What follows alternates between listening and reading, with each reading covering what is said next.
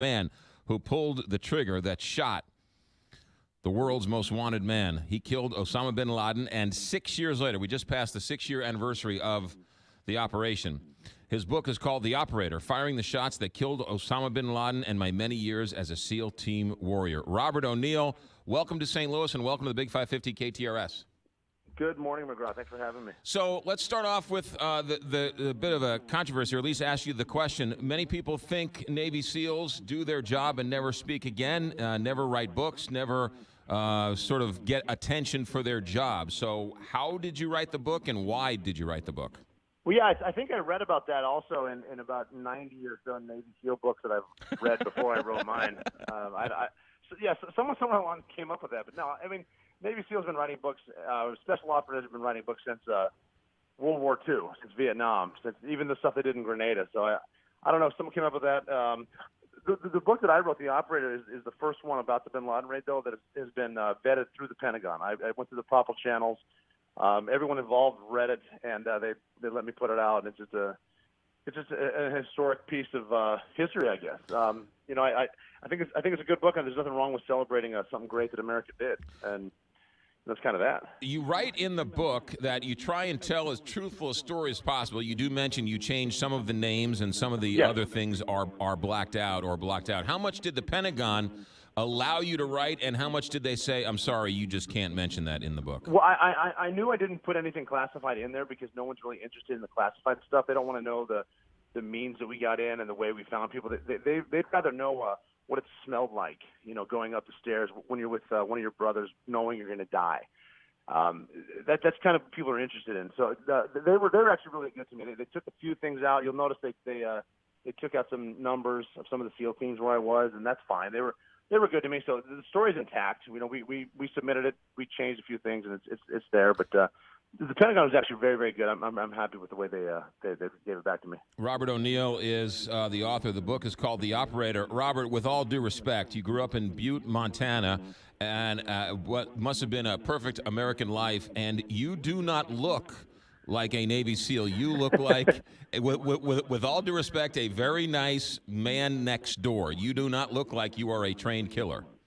That's part of the reason that I wrote the book, because I was a guy that joined the Navy from Montana, which is rare in itself. I didn't know how to swim when I was talked into try to join the Marine Corps. I joined the Navy, and I ended up going to SEAL training, finishing SEAL training, doing a lot of stuff with Navy SEALs. After 9/11, part of missions where we rescued the lone survivor, Marcus Luttrell. My team rescued Captain Richard Phillips. I ended up in Osama bin Laden's bedroom. And the point of the whole story is it doesn't matter where you're from or what you look like.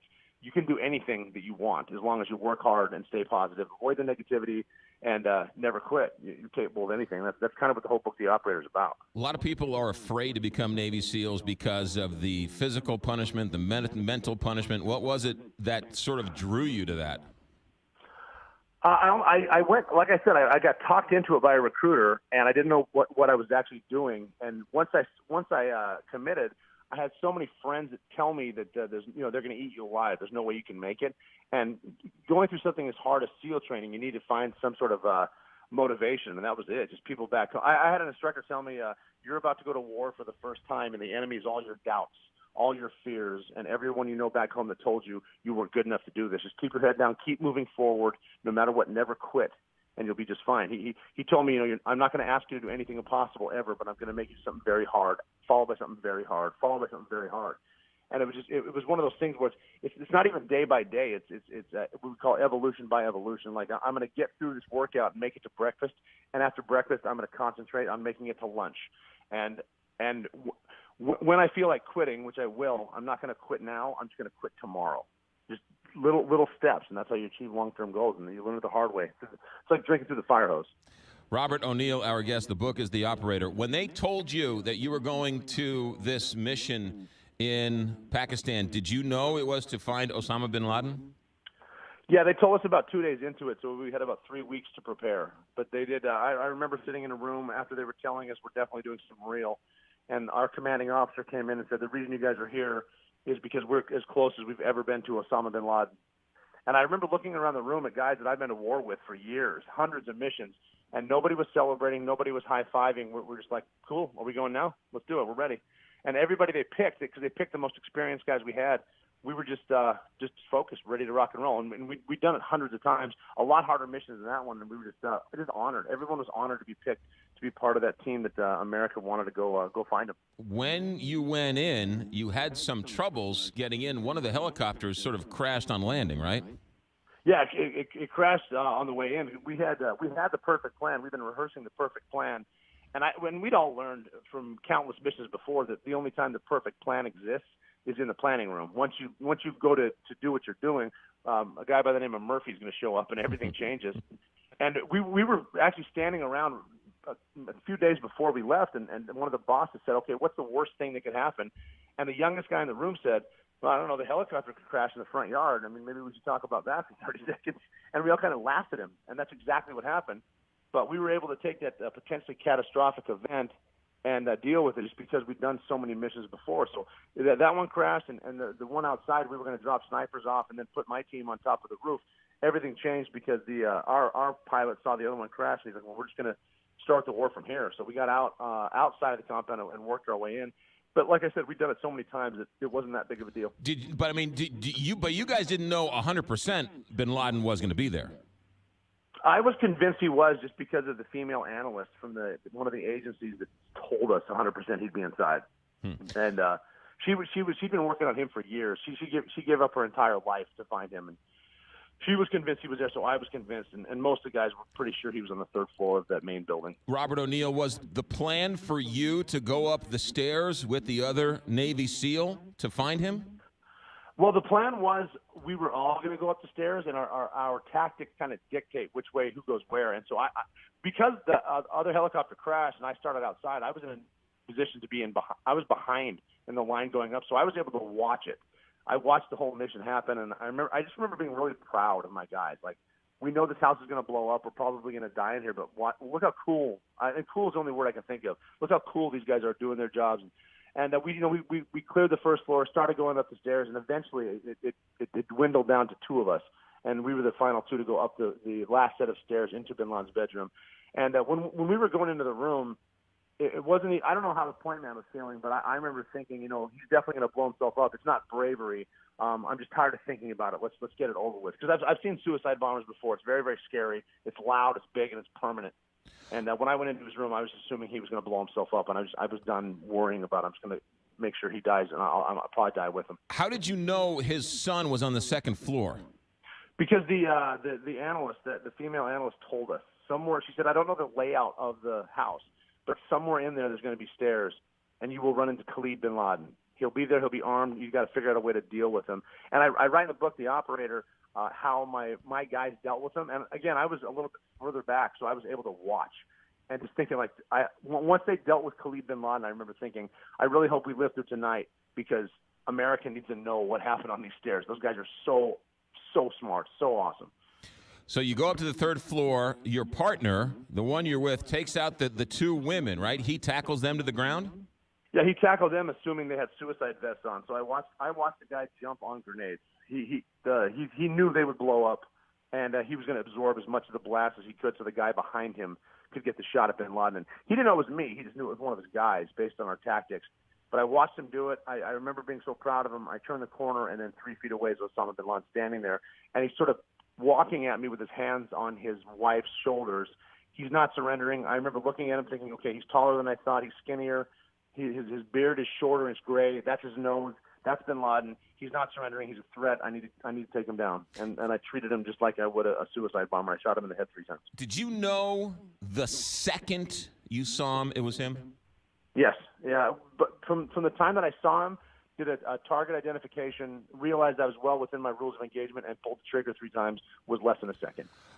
Did he acknowledge? Did he say anything? Did he nod? Did he blink? Did he smile? Did No. he frown? Nothing. None of us, neither of us said a word. I didn't say anything to him. I'm hoping that he saw the American flag I was wearing, hoping he saw one of the FDNY or Port Authority NYPD patches, but it was so fast I doubt he did, and it was dark. And we were very, very quiet.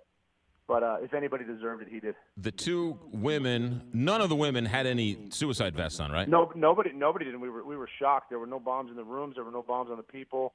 No suicide bombers. He didn't even have a gun. He had a gun in the room, but he didn't have it on him. Yeah. So we were surprised at that. But we had to treat him as such because he was such a high-value target. Sure. You also took a lot of computers and papers, right, which were very valuable. Yeah, we did. We took a lot of intelligence, and we found some.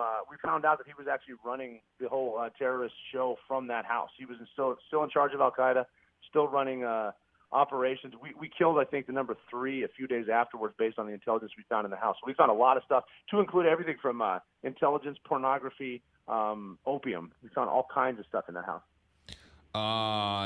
Robert ONeill, our guest. The book is The Operator. Robert, from the time you guys touched down, because after you killed him, then you had to wrap him up and bring him with you. So from the time you landed till the time the helicopter cleared the compound, how long?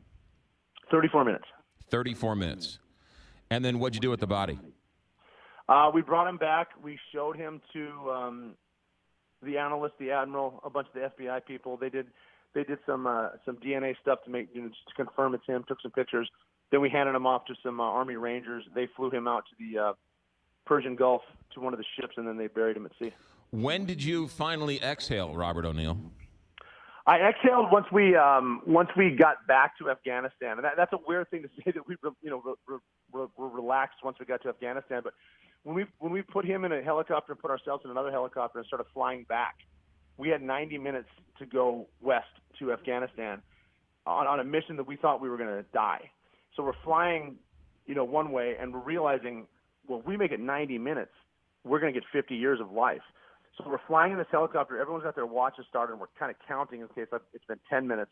It's been 20 minutes. It's been 30 minutes. You get up to about 40 minutes, and you're looking around the helicopter, your buddies, and the best – I love sports analogies.